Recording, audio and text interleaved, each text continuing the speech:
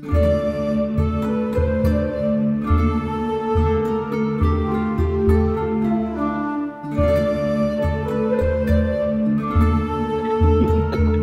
real world comparison I can make is, let's say that you own a company and you have a group of people that are working for you, and you find ways, you find ways to make a good group dynamic, and then you bring somebody new, and maybe it's somebody you already know, it's a friend or a family member or something. You bring them in, and they start rocking the boat. They have new ideas, which are some of them are good ideas, but it's really rattling everybody.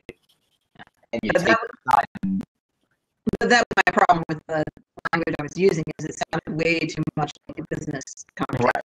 Well, and that's so it's just a matter of finding ways to say these things in the appropriate, right, in the appropriate wording. But that we can manage. That's yeah. It's once we have everything, once stuff is all set out, that stuff's gonna kind of fall a little bit better. Maybe. I'm not sure we got there yet. That's where I'm going with that. Okay. It's a little too corporate dialogue and a little less family conflict, and that's going to matter. Because I don't know if I can word it as family conflict. I can only use. Well, I think what it's going to hinge on is, what does Melkor have to say back? Does Melkor take this from him, or does he have some sort of response? Obviously he's got to have something to say. Melkor's response is probably going to be, well, I'm doing my thing and people can adjust to it. Yeah.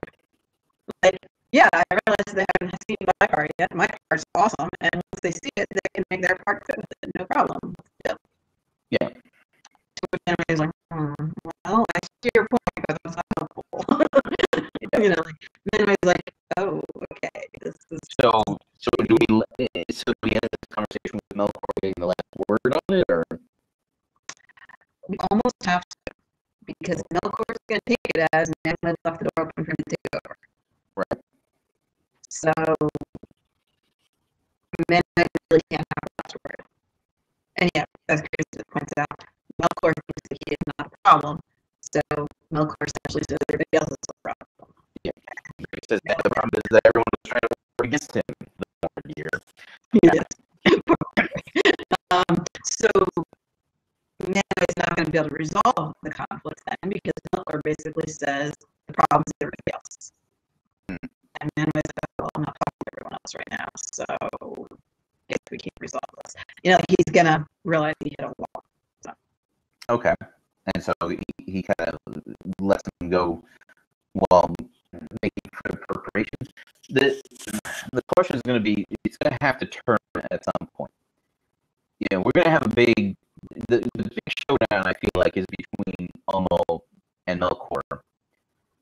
I feel like that's going to be the climax of our story. But there's got to be some kind of moment where it starts to turn.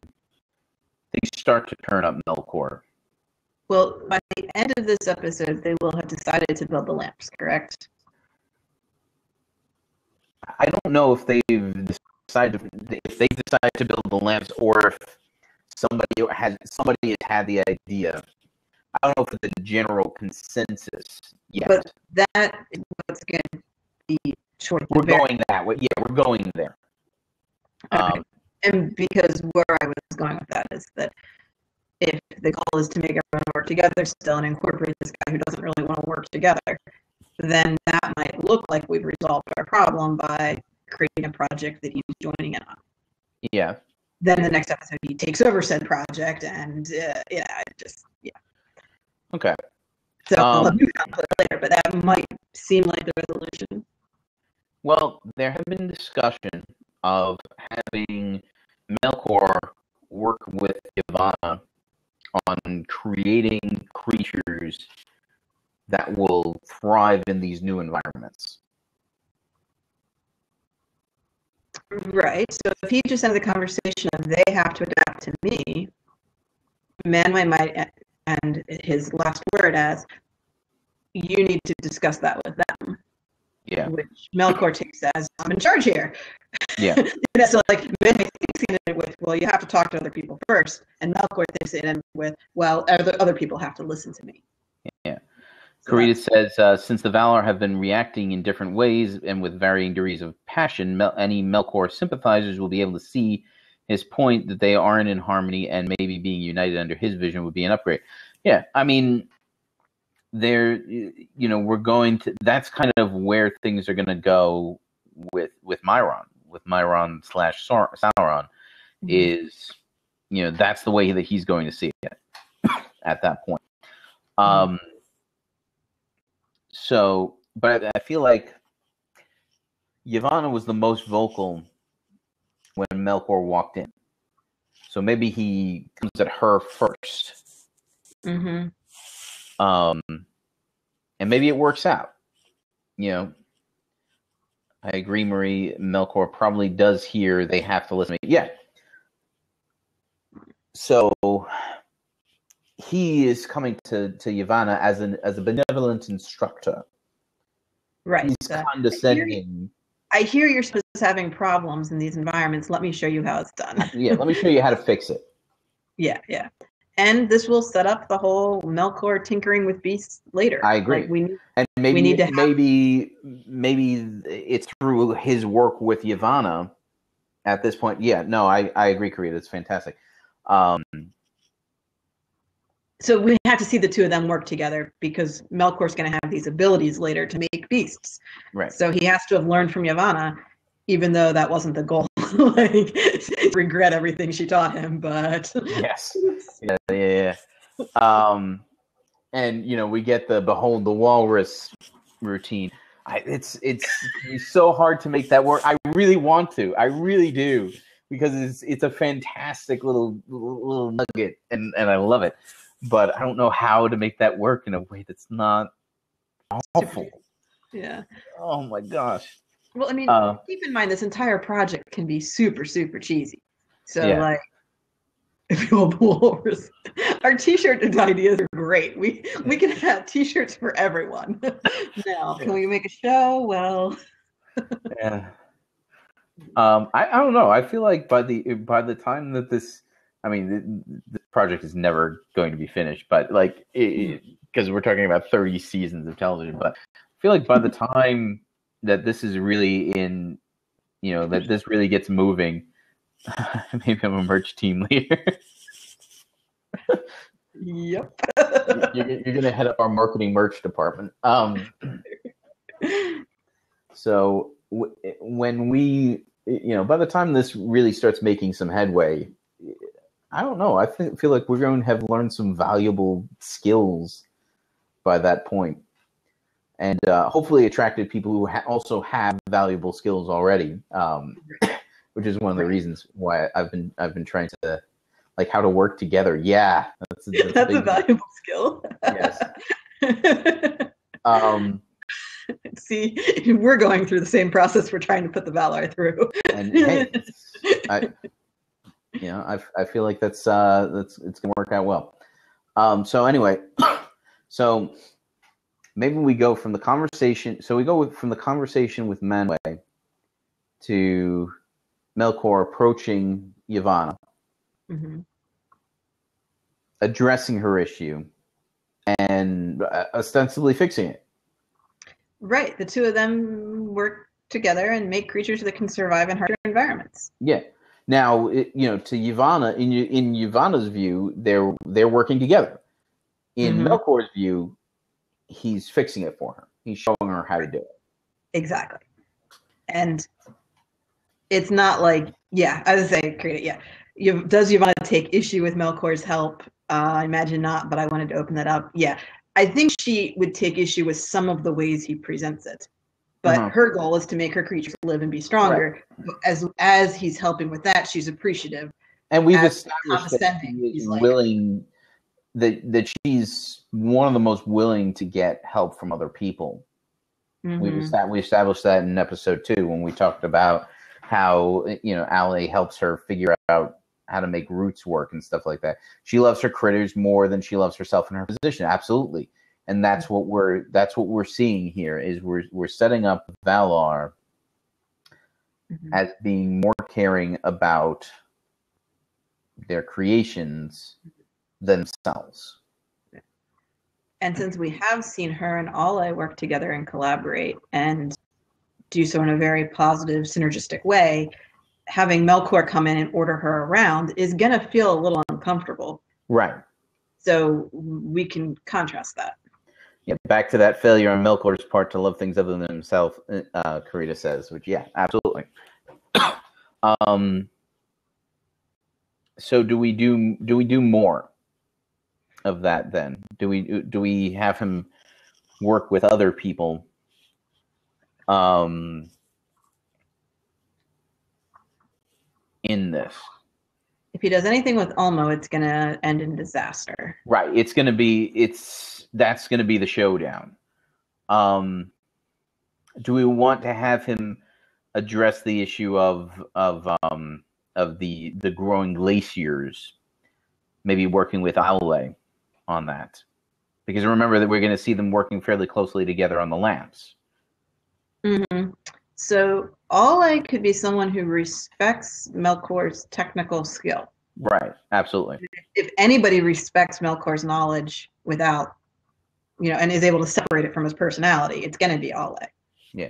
Curious is thinking about that line about the Valar loving the children. Yeah, it's it's very clear that what we see from the Valar is love. Mm-hmm. And we see that over and over and over again. Even Aule's fall has to do with love. Okay. I'm sorry, I interrupted you, Marie. I apologize. Oh, no, you're fine. Where was it? Something about Aule and Melkor. Oh, right. So he respects Melkor's knowledge and craftsmanship in a way that probably we're not going to see any of the other Valar appreciate. Yeah. So Melkor is going to take any indications of appreciation for his craftsmanship as compliments of "you're the greatest." Right, exactly. So Melkor's going to enjoy being around Aule because he gets compliments from the guy. Right. So the two of them working together is going to be also decently positive, and Melkor might even be less condescending towards Aule than he was to Yavanna. Like, we should see him say and do some things that are pretty condescending towards Yavanna. Yeah. Where Yavanna puts up with it, but doesn't appreciate it. Yes. Whereas Aule, what if Aule takes what if Aule comes to Melkor and says, "Hey, I don't know if this is related to what you've been doing, but we have a problem that has been bothering a lot of people, including my wife. So I want to try to fix it. Maybe you can help me out with this." And so he takes him to where this glacier is rolling in. Mm-hmm. And they deal with that situation together. Okay. Yeah, so Aule approaching Melkor would be different. And then... Yeah, because instead of giving... and if Aule and Melkor spend time together, it may serve as a connection when he uses the dwarves as inspiration for orcs. Yeah. I feel like... And it does kind of imply that Aule is really going to feel Melkor's betrayal. Yeah, with the destruction of the lamps, is when Aule loses it with Melkor. Right. Yes. Absolutely. Absolutely. So we should see them working together on the lamps and getting along pretty decently. Yeah. For Aule's bonding, point of view. Yes, Karita, yeah. But not from Melkor's point of view. Melkor's going to still see it as, I'm not getting the respect here. Yeah. So Aule thinks we're working together on a project, and isn't this great? And Melkor takes it differently. So the bonding does have a flaw. Yes. Which Aule might not see at first. Yeah. Because it wouldn't even occur to him, Right. He's just so different in his own perspective that he doesn't see why Melkor's bent out of shape for this. Right. So now there have been the discussions of what could be done concerning the impending glacial ice age and all that. I do feel maybe Melkor likes Owlay because Owlay made him look even hotter by comparison. Right. He's not threatened by him. No, he's not. He should, and it should be very clear that he does not feel threatened by Owlay in any way. Right. Whereas Manwë obviously threatens him on all sorts of levels. Right. Which is hilarious because Manwë doesn't even care. Totally doesn't feel threatened by him in any way. Right. So, I mean, now there have been a number of things talked about. I had brought up the idea of using a volcano, working together on a volcano, which is able to stop the progress of the glaciers in some fashion. I don't know if that's too much, but it had been what had been going through my mind. It does seem like a natural thing for Owlay and Melkor to work together on. Right, mountain plus fire gives you a volcano. Right. Yeah. Yeah, I mean, and yeah, agree. It'll look awesome on screen, especially in the dark or relative dark. Things with lava flows. Yeah, I mean, we only have some stars and some glowy people to work with. Right. Lighting. Yeah. So, yeah. Yeah. So I think that a volcano could be neat, and if it's a solution to a problem, that's fine. It's something positive and creative, so it wouldn't be Melkor destroying everything yet, but it is a thing of destruction, though. Right. So it should give a clue that this guy is the way he fixes things is not always by right. It's kind of by breaking them more. Right. So we should see all that playing out here. Like, okay, this works, but you're not going to do that every time, are you? Right. Right. Because if Melkor had his way if Melkor was working on this by himself, he's the one to underdo things. This Melkor, no, he's not. No, not at all, Karita.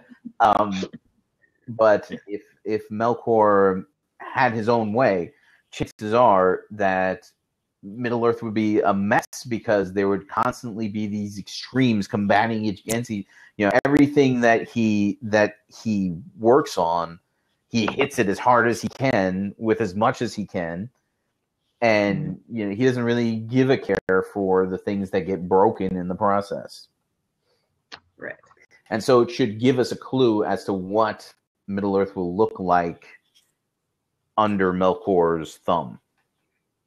Yes, we should definitely get a taste of that, and that should concern some people and impress others. Like it should be a mixed reaction. Right. And the person who creating 5 new problems with every one he fixes. Yeah, absolutely. But at the same time, the volcano also creates this wonderful fertile soil that Yavanna's plants really love, and so there's many different levels of, wow, this really kind of worked out. Right. It shouldn't be a disaster yet, but It should definitely have seeds of, oh, this is going to be a problem later, and this is going to come back to haunt you throughout the whole. Yeah. The one person that is thoroughly unimpressed by this is Ulmo. Right. Maybe Varda, but she's not talking really. She's only talking privately with Manwë. Like Hawaii, thank Melkor. Yeah, exactly. Oh, no. Precisely, yes. And we're going to do a Hawaiian-style encroaching of land on the sea when we get to Asay as well, because we're establishing the volcano as one of Melkor's tools of landscaping tools. Well, it gets you Iceland too, and Iceland has a lot of Melkor-esque. Yeah, and Iceland is gorgeous. It is, but also very drastic and haphazard. Yes. New Zealand's kind of like that too. Yeah. Mm-hmm. Yeah. So I think volcanic landscapes do work well for Melkor. Yeah. And I think we should incorporate that when possible. But probably not. So the person who is still not happy about this is Ulmo, because there's got to be a showdown. Right. So why is he so upset though? Because what's it actually doing to the ocean? Like, it has to be causing a real problem. Well, maybe the volcano well, first thing, the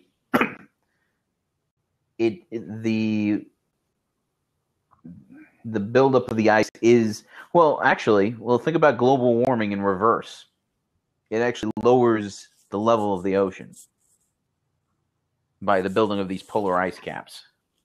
Okay, yes. So the coastline is changing as the water retreats, and it's being locked up in ice caps. Right. LA probably likes the volcano, what with him being our volcanish guy. Yeah, absolutely. So there's that. Okay, because the thing is, it has to do something that bothers him. Yeah. Well, and also the volcano itself will probably not it would possibly influence the oceans. I don't feel like it would influence it enough. I feel like the climate change itself is probably because remember, Olmo's the big picture guy. Right.